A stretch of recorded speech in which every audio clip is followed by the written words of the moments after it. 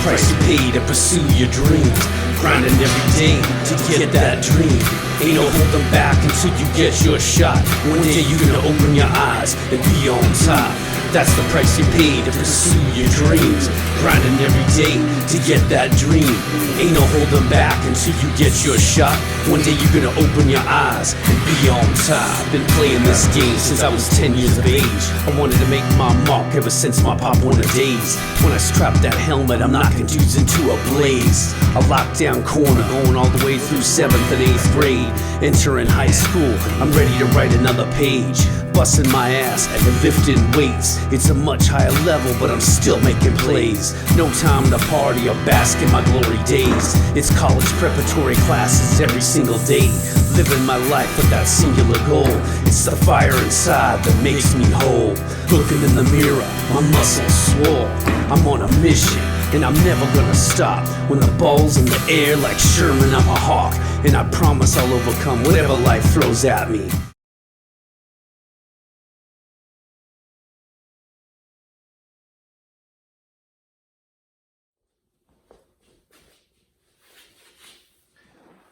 All right, good afternoon and welcome to the Ageless Movement podcast. This is the Super Bowl edition of our podcast. I'm your co-host, Scott Lohman. I'm Sam Cornack.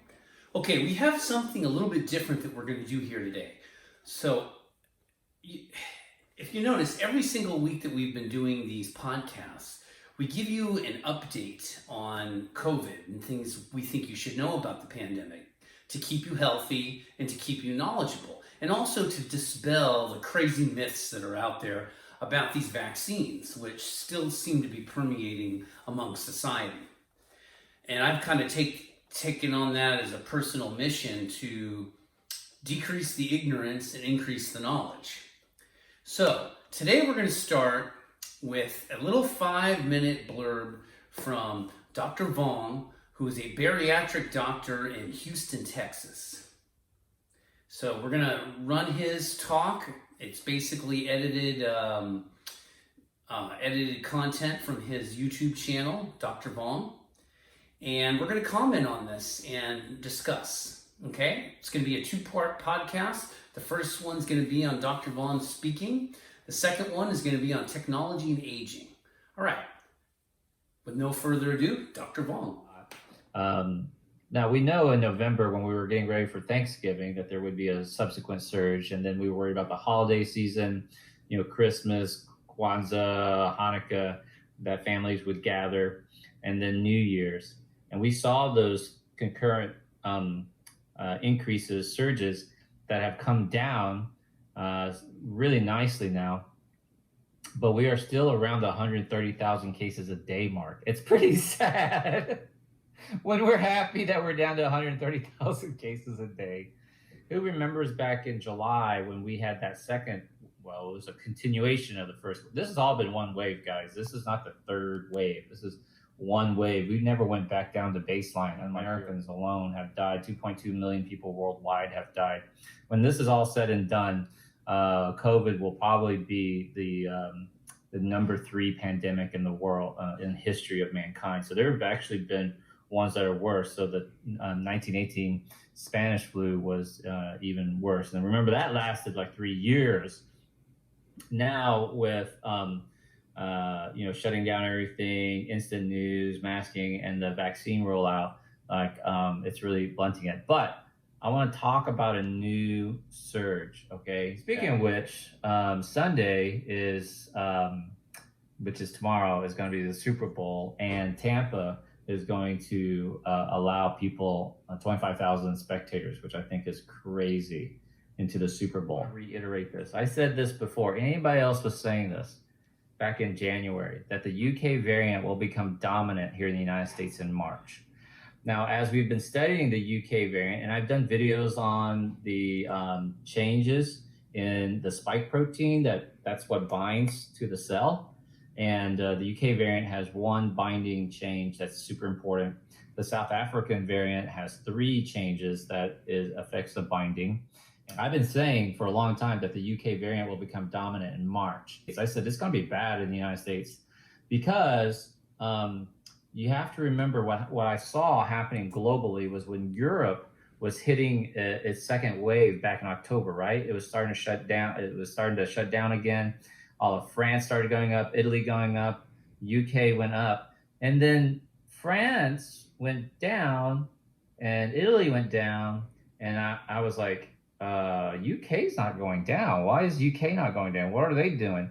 And they were trying to do, and I was like, well, they're probably just trying to do, they're copying the American model where you're just you're shutting down hotspots. That doesn't work. And so then later around November, they announced that there was this UK variant that's up to 70% more transmissible. Now we know that number has come down to about 20 to 40% more transmissible, but this right here, the UK variant, is the reason why, unlike the rest of Europe, UK kept going up and up and up and up and stayed around 45,000, 50,000 cases a day. So if you understand that, and the same thing happened in South Africa. South Africa, for us here in America, the dingbats, we don't realize that South Africa is currently in summer. Why would South Africa have a flare-up in the middle of summer, right? Well, the answer was they announced the South African variant shortly after the UK variant, and we kind of freaked out. But that explains why South Africa had another major surge when the rest of Africa did not. We know that the UK variant is about 20 to 40% more transmissible. So it's not the 70% at first. It's come down, but it is more contagious for sure. It doesn't seem to be more lethal, more virulent, but it's more transmissible. We are used to surges being caused by holiday gatherings, Thanksgiving, New Year's, Christmas, right?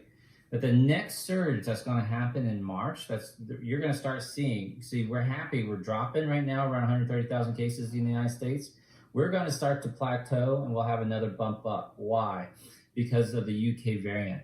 So the next surge, here's my point for today, and I'm almost done. The next surge is caused by the variant, not by a holiday. Having said that, we do have the Super Bowl here in the United States. That's in Tampa, Florida. That is going to allow 25,000 spectators in, which is fucking crazy, guys. You guys understand how crazy this is to be having a Super Bowl during a pandemic and allowing fans in? If you're going to have it, why allow fans in? Now, let me paint the worst picture for you guys. In the month of January, the state of Florida, that's where Tampa is in for the international watchers, they set a record for the most number of deaths due to COVID in Florida in the month of January. They are one of the highest states, and I think top 3, with the most number of cases of coronavirus. Their governor has basically left the state open. Mayors of cities do lockdowns and stuff like that, because he's a big Trump supporter. I'm not making it political, but he does not quite believe in the pandemic. So his cases are crazy. Now they're having the Super Bowl with 25,000 spectators. They're not shutting down restaurants and all the bars and stuff that happen around that, right? Even though supposedly they're not allowing, gatherings around screens and stuff. So this is going to be a super spreader event. And number 2, which is important, what I'm trying to say, is that the state with the highest number, point number 2, guess which state has the most UK variant cases? Which state? That's right, fucking Florida. Florida is number 1. Florida has the most UK variant cases in the United States. And now they're about to have the Super Bowl in Florida with 25,000 fans. Are you fucking kidding me? This is crazy. So what will happen is, number 4, Florida will become the new epicenter of the UK variant surge. The UK variant is in, I've lost count, 50 countries now, right? Because we continue to have air travel. airlines are like fighting back against like letting people in and making them take tests because it's hurting their business. American Airlines is furloughing 13,000 workers. Our economy is going to go to shit, and we have the Uncle Billies of the world. Dude, do not misunderstand this whole Super Bowl thing. Why are we playing sports? Why do we have fans at NBA stadiums? When we had like hardly any cases last March, we shut down all the NBA season. Now we have 130,000 fucking cases a day. Open her up. Let's have fans in for basketball. Let's have like baseball season. Let fans in. Let's have a fucking Super Bowl with 25,000 fans. What has happened to people? So answer why. Here we go. That's right. It's all about fucking money. If you don't understand that, this is all about money. Your lives are being manipulated over money. People's lives are being put at risk. But Dr. Vuong, people have got to make money, like these vendors and these restaurants and bars and business. You're fucked up. They are lying to you. What the government needed to do was shut everything down and just give everybody fucking money checks. Nobody needed to work. Just give everybody, pay for everybody's mortgage, rents, whatever. That sounds stupid, Dr. Vuong. No, it's not. If the whole world shuts down, we're all, no money, every country has fiat currency now. Nobody's backed by gold. It's all made up. Oh, fuck. We should have locked everything down, and everybody should have had everything on moratorium, including mortgages. So now you don't have to worry about landlords, right? Landlords are angry because you can't evict people. Well, that wasn't the full thing. You needed to stop mortgages so the landlords now don't have to pay their mortgages on the bank notes, and then the renters don't have to pay the landlords, right? That should have happened. We should have shut down except for all essential services, food, medical. Okay, there was a lot to say Dr. Vuong had there. Do you want to start the discussion, Sang, or should I? Okay, so Dr. Vuong's talked about a lot of things that, some of the things that I predicted myself is, number one, the biggest mistake in the handling of the pandemic. This is the thing that, you talk to the average person on the street and they haven't really thought about what that really means when you say this pandemic has not been handled the right way. For me, we did everything right as far as the lockdown in March and April. The problem was we completely fumbled the ball everywhere else, like he's saying. So the number one thing that I take to heart is, and I figured this out maybe 10 minutes after I realized we were going to be locked down for a while in March, is that if you're going to ask people to stay at home, which was smart, because if you look at what our numbers were in April and May, it was very, very low. It didn't explode at all until July when we opened up again. Speaking in terms of California, I'm not talking about the rest of the country. That's a whole different story because that's the other thing. Everyone's doing their own thing, no matter where you are. And not only that, even within the context of the state that you're in, everyone's doing something different. I was going to say, even in the city you're in. Yeah. Yeah, it changes everywhere. And that's another problem. There was not a uniform response on any of this. Okay, but what I'd like to get to is this. We know everyone hates the lockdowns because it results in people not being able to work. And how do you pay your bills and feed yourself if you can't earn money? I completely get it. Makes a lot of sense. I understand the anger, especially the anger from the right on this issue. The problem was they didn't do the other important things that you're supposed to do, which is number one, you have to have a moratorium on all mortgages and rents. Now, the reason why I say the mortgages are so important, it isn't just because of people that own homes, but people that do own apartment complexes that don't own the property outright at the moment because they're paying it off, just like we're paying off our house now. You can't put a moratorium on rent and not do it for the owners of the building, because they have mortgages they have to pay as well. And you can put a freeze all the way across on all of this stuff. And I'm telling you, if we had a really serious lockdown for probably 10 weeks, where people stayed at home, where the only thing that was open would be essential services, and of course food. I mean, people need to eat. We would never have gotten as bad as it did. And you pay people to do this, and that's the thing. Everyone should have had something called a UBI.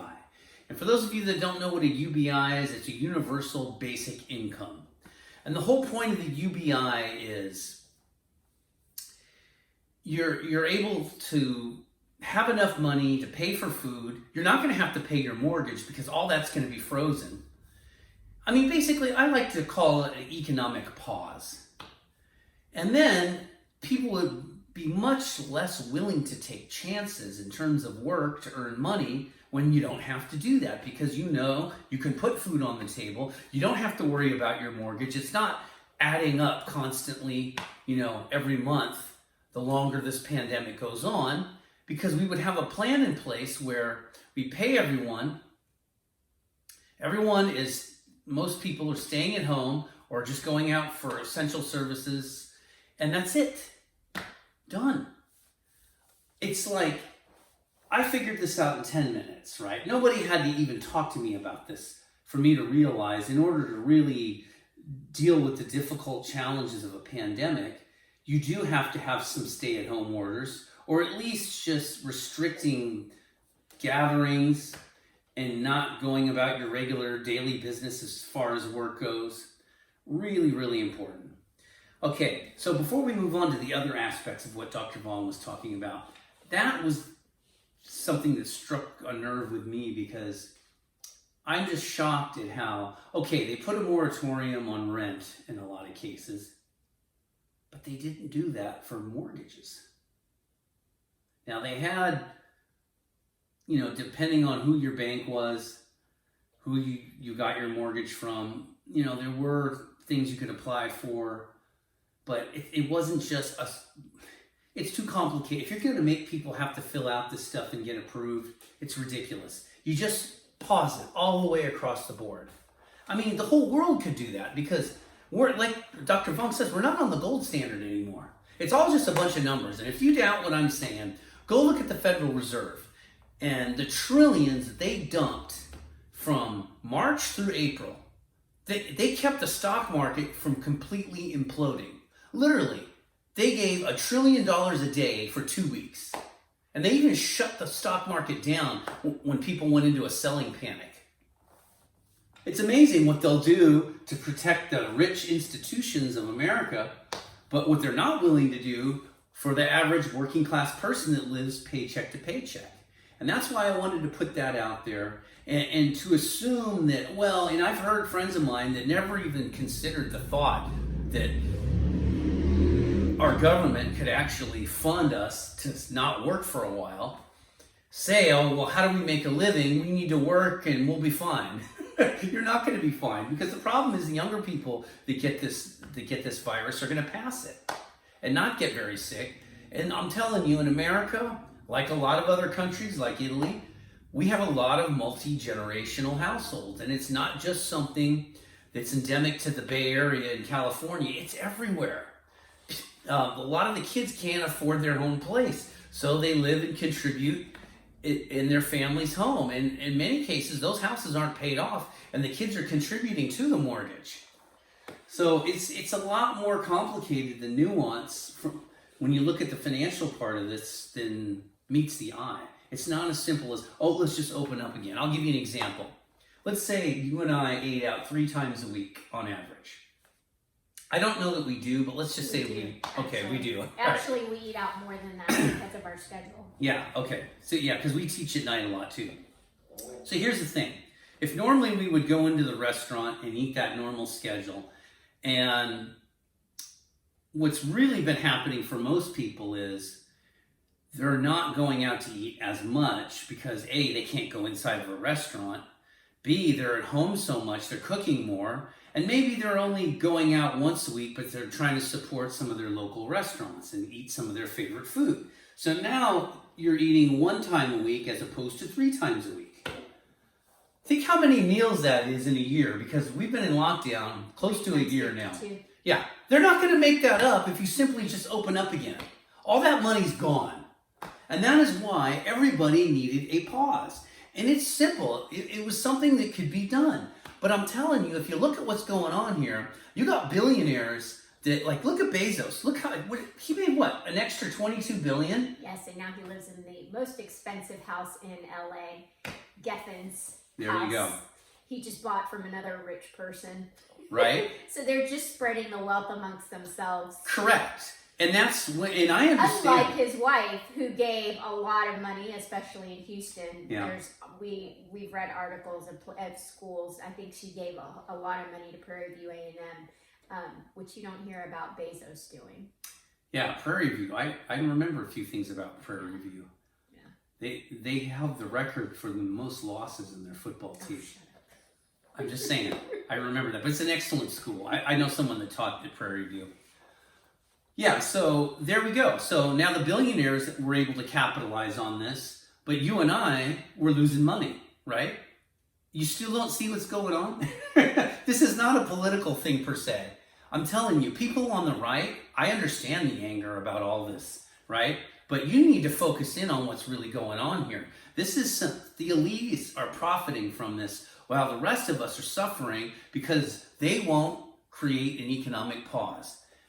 And you know, you think about it, the Bezoses of the world and everyone that, the Koch brothers and everyone that has all this money and everything, that the stores that we go to where we buy goods, essential goods essentially, they're still going to make money even if we did a pause. Oh yeah. Because the government's going to give us money, and what are we going to do with that money? We're going to buy food, clothing, and essentials. Mm-hmm. If we don't have to do a lot of driving, we're not going to be spending a lot of money on our cars and everything else. We're not going to be going on vacation. Mm-hmm. Yeah, so that part of it, the economic part of it, and how we're just being lied to, literally. And the sooner every American realizes this, the quicker we can hold our government to the fire on this. We need to pressure them. This is what needs to happen. Okay. The other part we want to talk about of this, anything else you want to add about the economic end of it? We had many chances to make this turn around, and yeah. we weren't very successful. No. And even in this last decision, probably not the most successful, but at least it's better than what it was before. But yeah, I mean, we all had a choice at some point, either before this pandemic, after this pandemic, and, you know, unfortunately, this is how it looks. Because there were plenty of candidates who talked about that UBI, even before the pandemic. Yeah, Yang. So, yeah, and yeah. we even have people out here, like, it was the mayor out in Modesto. Yes, they actually ran a study on that. Yeah, so, like, that it wasn't Modesto, it was actually Stockton. But right, okay. He was a young guy. Yeah, it's okay, it's okay. I'm glad you thought of that. He's a really young guy, and, you know, thank goodness for those young people, because they're a lot more resourceful. Yeah, I tell Scott all the time, like, unfortunately, like, I mean, it's my opinion, you know, I think we've done a disservice to the younger generation, to our kids and our grandchildren, just on all the choices that we make. Yeah, that is day true. in and day out, and it amazes me to, like, talk to people when they make certain choices, and I'm like, really, you're okay with that? You know, like, you're the one with children and grandchildren. Like, we don't have children and grandchildren. Yeah.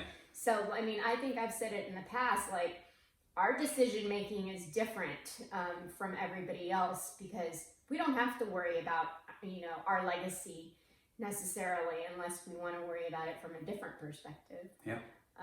So, but I mean, to me, that's life. Life is nothing but choices. Be it, you know, how you vote what you put in your mouth, what you decide to work out or not work out. Like, everything's a choice, and you hopefully make a good one. Yeah.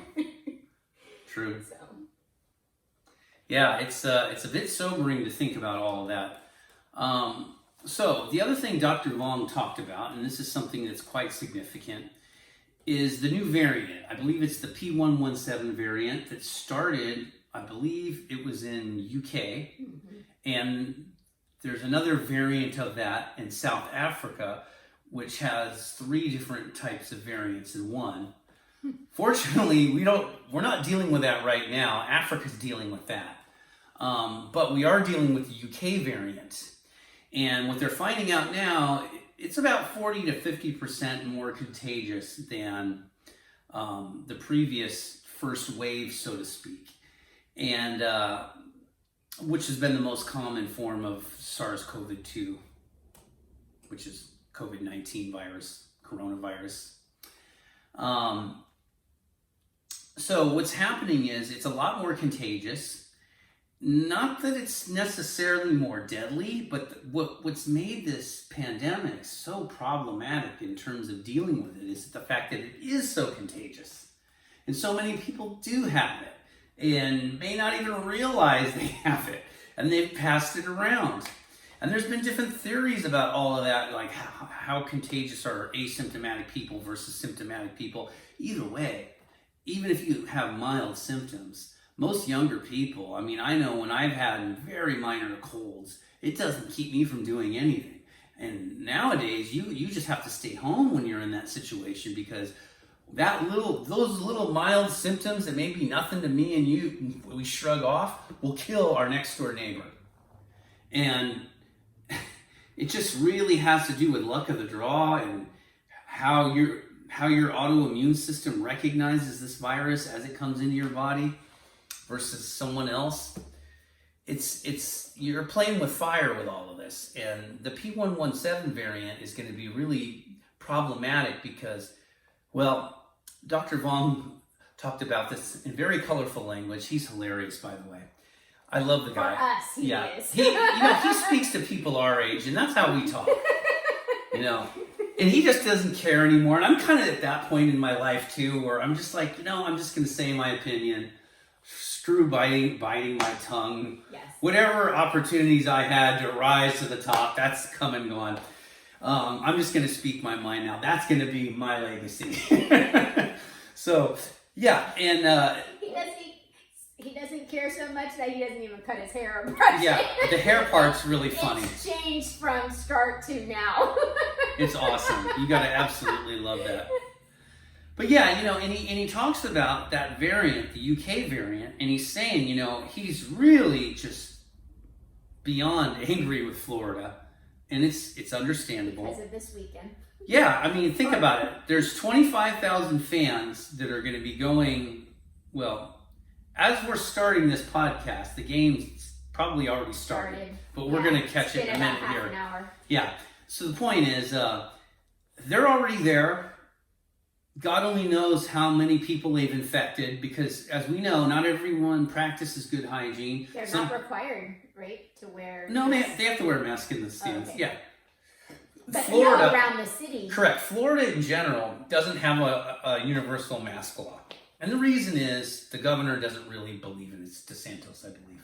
Okay. He doesn't believe in it. He's a Trumper. And he doesn't really believe in it. And he's believed in a lot of what Dr. Atlas was talking about, which was herd immunity, where you reach that 70% threshold. And the pandemic's no longer effective. I mean, the virus is no longer effective, right? To making people sick and killing them. That's what we're finding out right now is that is not true.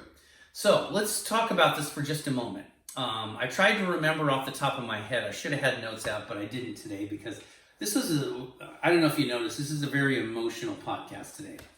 So there is a village out in the Amazon. I shouldn't even call it a village. It's a small town. And they all got the first wave of the coronavirus back in April. Okay, this is in Venezuela, out in the Amazon. They don't have a lot of health clinics. They don't have top-notch hospitals. They're a third world, meaning that they can't just lock it in and not do anything because they have to work for a living, and the government's not going to fund them because that's the situation they're in. We're not in that situation. They are. So essentially, they deemed epidemiologists in Venezuela wrote about this first wave that infected this small town. And what they found was 82% of the population got the coronavirus. And they fared fairly well. They had some deaths. They had a lot of sickness.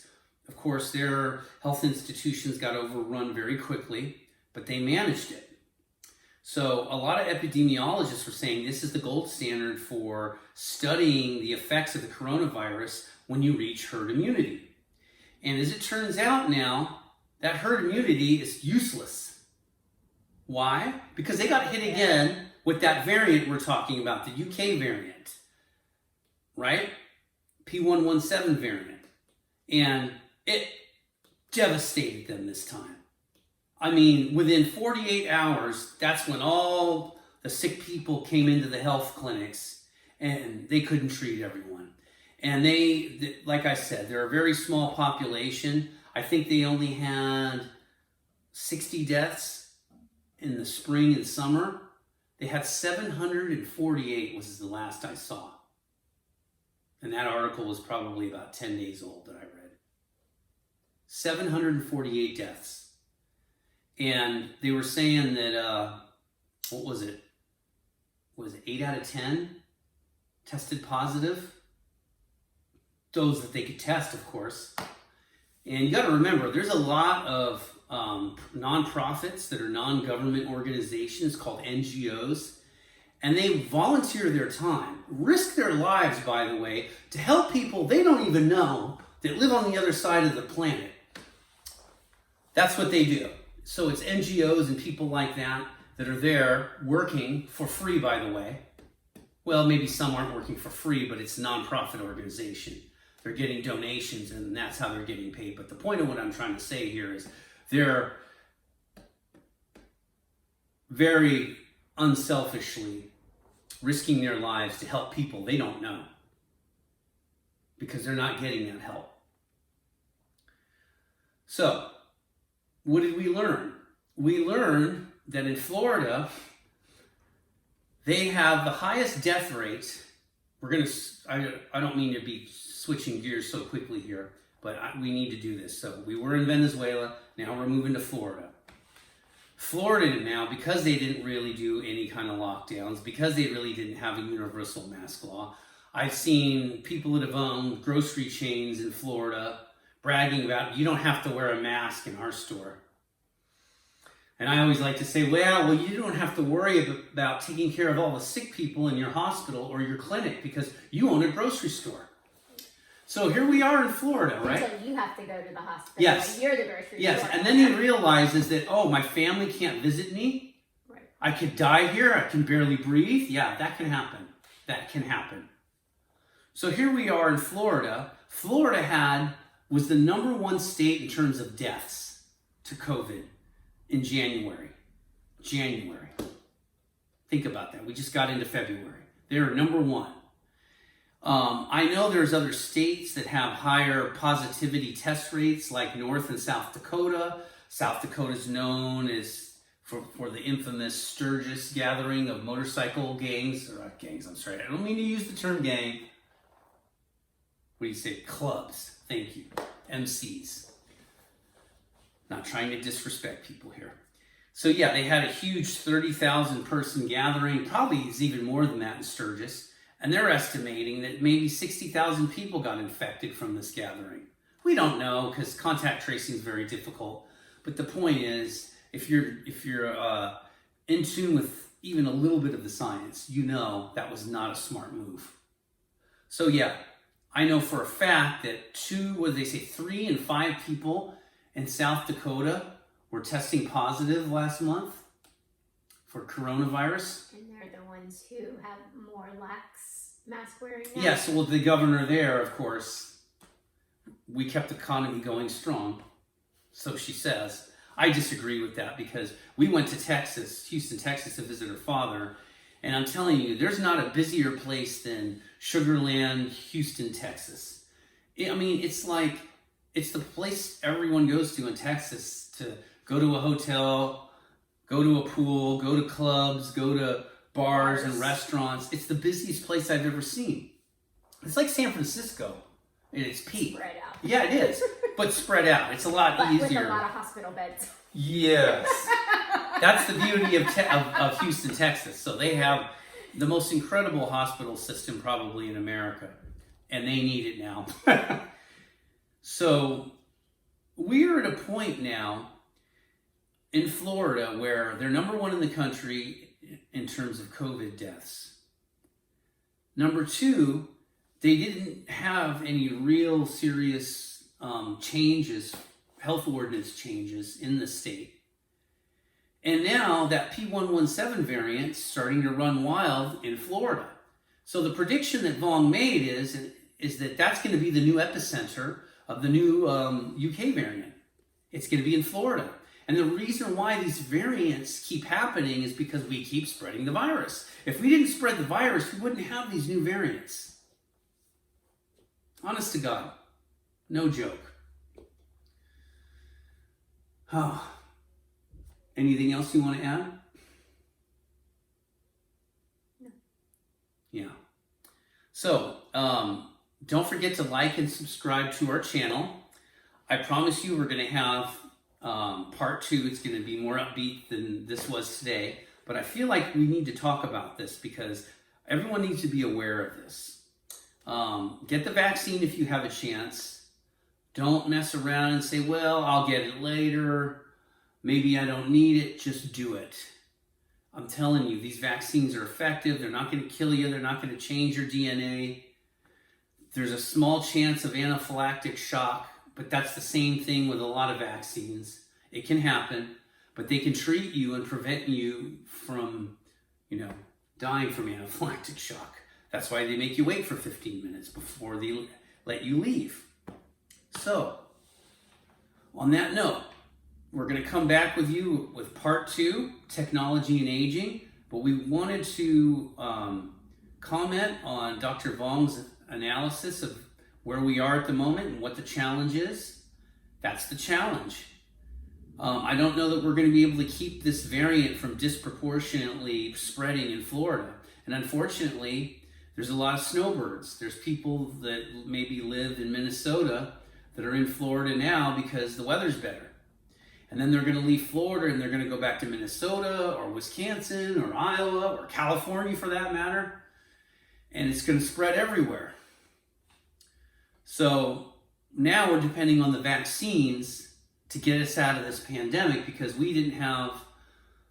I don't want to blame the American people per se on this. We did lack discipline, I'm not going to lie. But I think the leadership is where the biggest fumble was. Because you can't expect all the people to do the right thing if the leadership doesn't. It starts from the top. I don't care what you're talking about, a successful Fortune 500 company, a successful football team, a successful music label. If it's not run properly from the top, you can't expect everyone on the bottom to make up for that. I don't know of any successful organization with bad leadership. I don't know of any. Maybe for short periods, but not long term. So this is where we are now. Mask up. Keep doing all the things we've been talking about. Get your vaccine. I'm not going to get too far into the weeds on the politics, but I do like the fact that the Biden administration's ordered 300 million more doses of Pfizer. I believe they put in an order for 100 million on AstraZeneca. And I think AstraZeneca is going to be the most effective drug in all of the, vaccine in all of this, because of the way you could keep it at room temperature or put it in a refrigerator. It won't spoil quickly. Like with Pfizer, you got to keep it at minus 95 Fahrenheit. And the other thing about AstraZeneca is they use the adenovirus. And that seems to be very effective. It's not just focusing on the glycoprotein spike, it's focusing on the whole entire virus itself, and it seems to be very effective. And in fact, Johnson & Johnson's I saw was 57% effective against that specific South African variant, which has 3 different variants, whereas the UK has 1. So, all right, everyone. With that, we're going to end things today. Thank you. Please don't forget to like and subscribe. And we're going to hit you back with part 2 fairly soon. Thank you.